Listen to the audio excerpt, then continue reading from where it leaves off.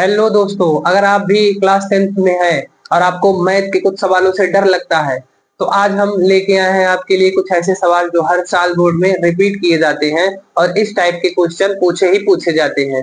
ये हमारे इस लेक्चर में, इस वीडियो में जो कि होने वाला है मैथ बोर्ड एग्जाम एक स्पेशल। ठीक है, इसमें आपके सामने कुछ ऐसे प्रश्न लिखे गए हैं जो बोर्ड में हर साल पूछे जाते हैं, इस साल भी पूछे जाएंगे। एग्जैक्ट अगर ये प्रश्न नहीं पूछा गया तो सेम इसी टॉपिक पर सेम, बस खाली वैल्यू चेंज करके प्रश्न पूछ लिया जाएगा। पहला प्रश्न देखिए क्या है, सिद्ध कीजिए कि 3 + 2 √5 एक अपरिमेय संख्या है। क्या सिद्ध करना है कि 3 + 2 √5 एक अपरिमेय संख्या है। क्योंकि मेरा यहाँ नंबर 3 + 2 √5 है, अब जब बोर्ड एग्जाम में आएगा सेम ऐसे आएगा, बस नंबर चेंज कर देगा, तरीका सेम वही है। ठीक है, देखिए इसको कैसे सॉल्व करते हैं। बने रहिए हमारी वीडियो में आप।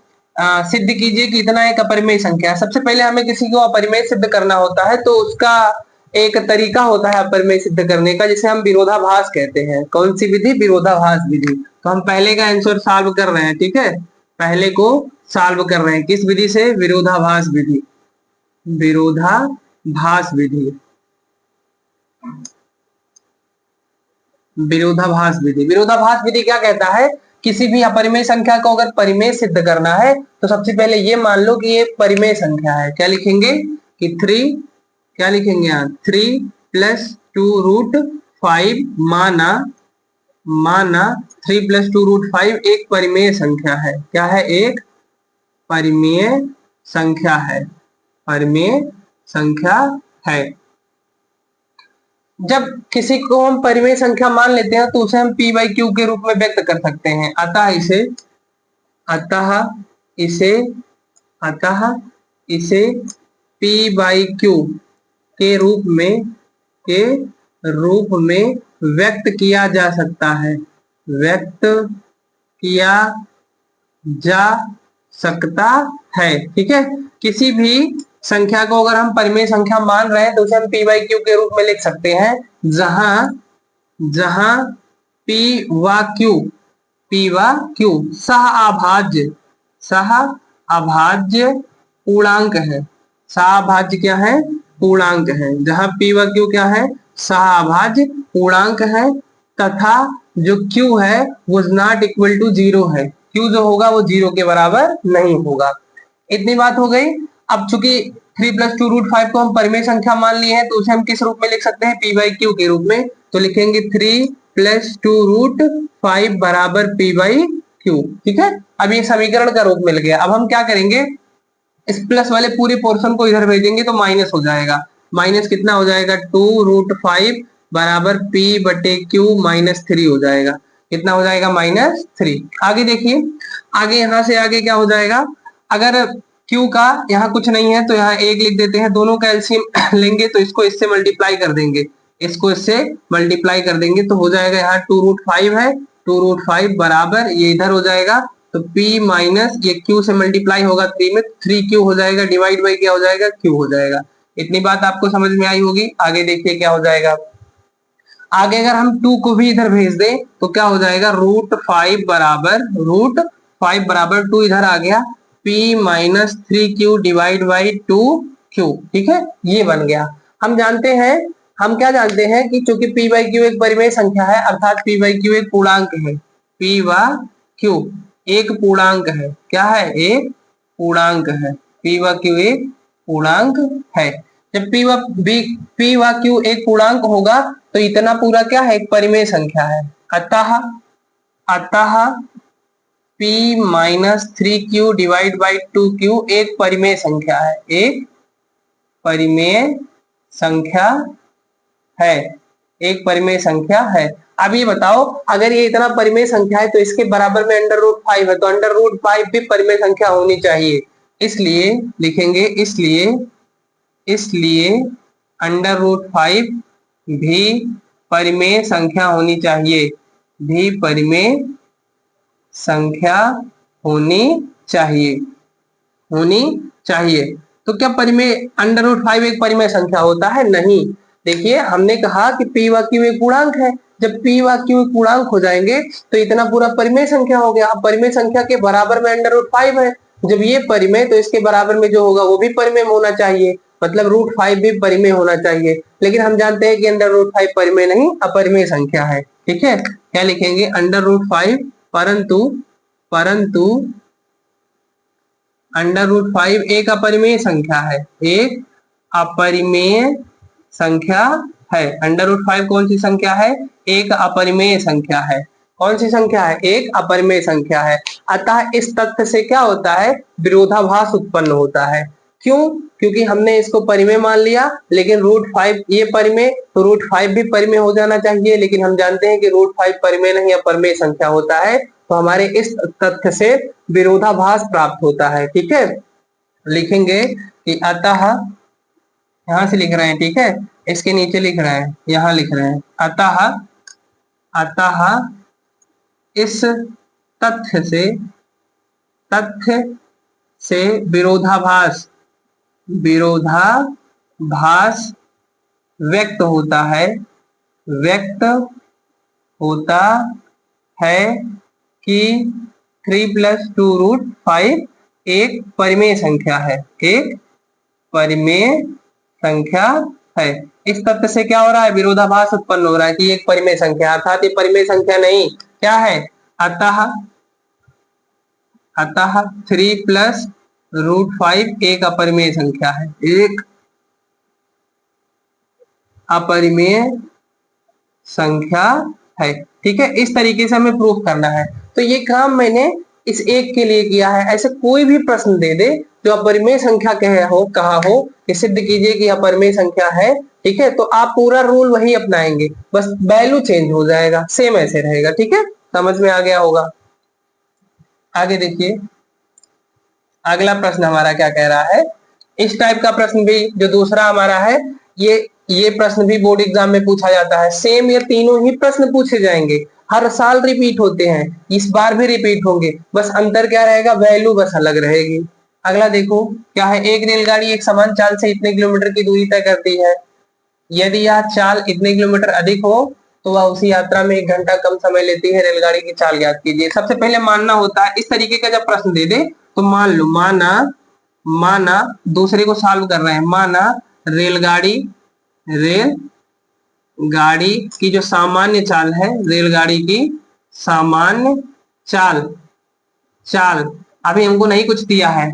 सामान्य चाल मतलब इसकी जो चाल ज्ञात करने के लिए कहा है, वो चाल दिया ही नहीं, निकालना है। तो मान रहे रेलगाड़ी की सामान्य चाल x किलोमीटर प्रति घंटा है, x किलोमीटर प्रति घंटा है। हमने मान लिया कि रेलगाड़ी की जो प्रारंभिक चाल है या सामान्य चाल है वो x किलोमीटर प्रति घंटा है। समझ में आ रहा है? कुल दूरी कितने दिया गया है? एक रेलगाड़ी एक समान चाल से इतनी किलोमीटर की दूरी तय करती है। कुल दूरी 360 किलोमीटर है, तो लिखेंगे कुल दूरी बराबर क्या हो जाएगा? 360 किलोमीटर।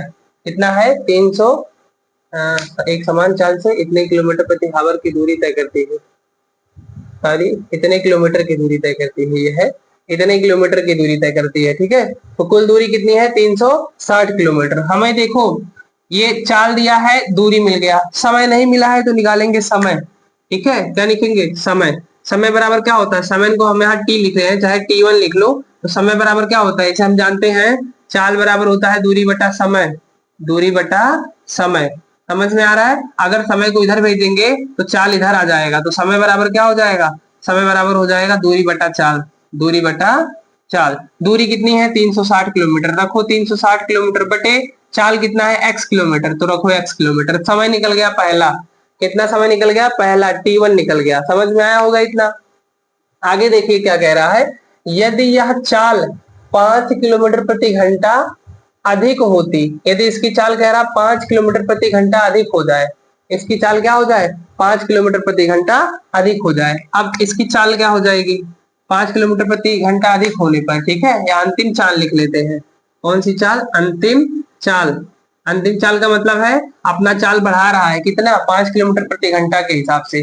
पहला कितना था? x था, पहले कितना था? x, अब कितना बढ़ा दिया? 5, तो और लिख दो 5, x + 5 किलोमीटर प्रति घंटा, ये हो जाएगा। समझ में आया होगा इतना। तो वह उसी यात्रा में 1 घंटा कम समय लेता है। उसी यात्रा में कितना समय लेता है? 1 घंटा कम। देखो अंतिम चाल ये निकल गया, कुल दूरी वही रहेगी 360। फिर इसके लिए समय निकाल लेंगे, समय फिर इसके लिए लिखेंगे समय t2, समय t2, समय बराबर क्या होता है दूरी बटा, समय बराबर क्या होता है दूरी बटा चाल। दूरी कितनी है कुल 360, फिर लिखेंगे 360, चाल कितना है x प्लस 5, x प्लस 5।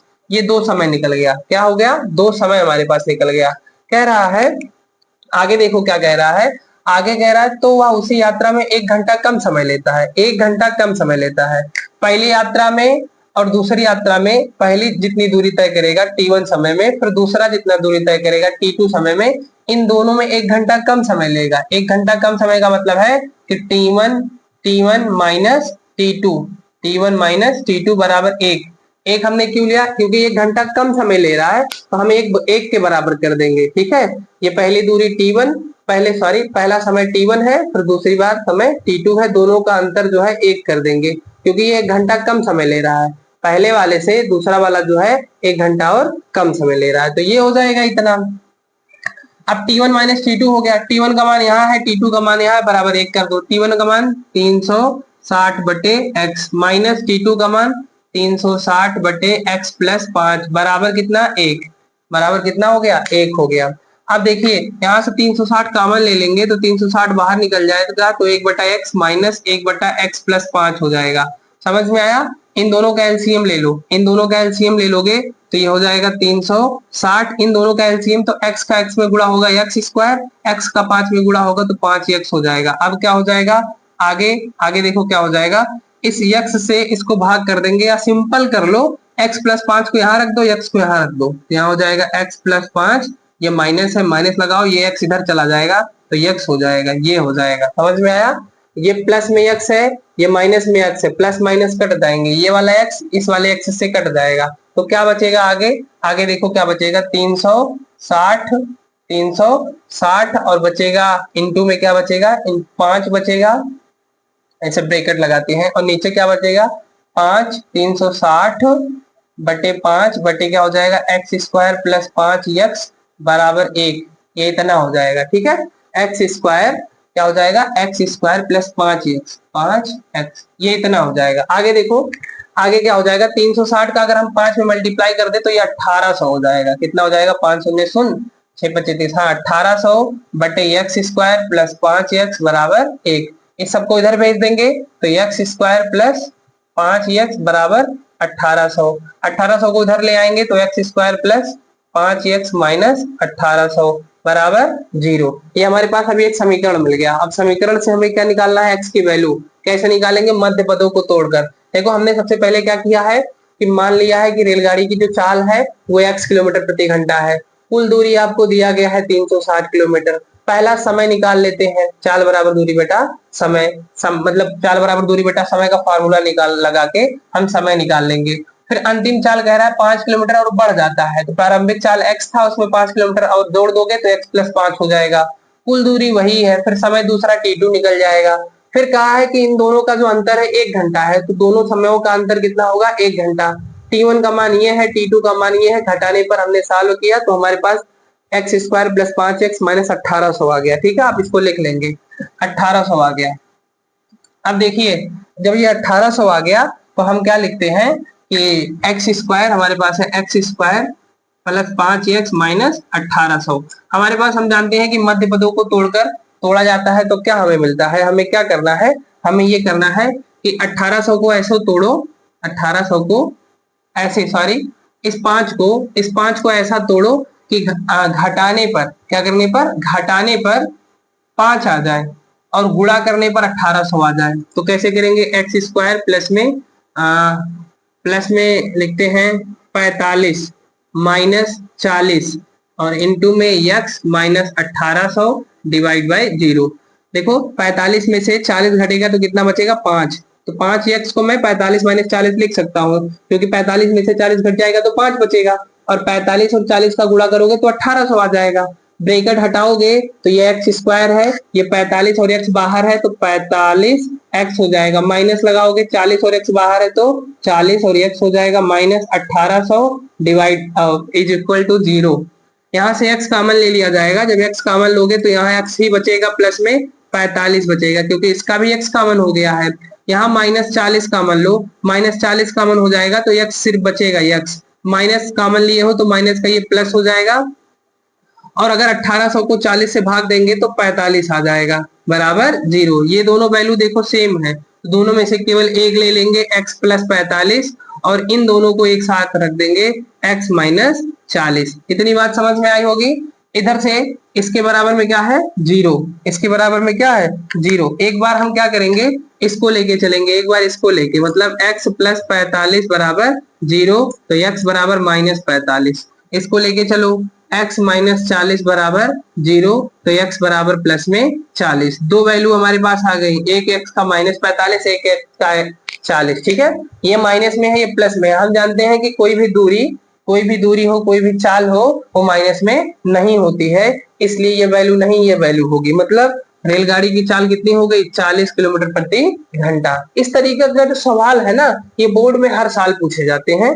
ठीक है, तो इस वीडियो में आपको क्या होगा, लगभग अगर हम 3 टाइप के क्वेश्चन करा रहे हैं तो आपके लगभग 10 नंबर तो पक्के ही हो जा रहे हैं, 8 से 10 नंबर पक्के हो जा रहे हैं। ठीक है, आप इसको नोट कर लेंगे, क्या यूज कर रहा हूं।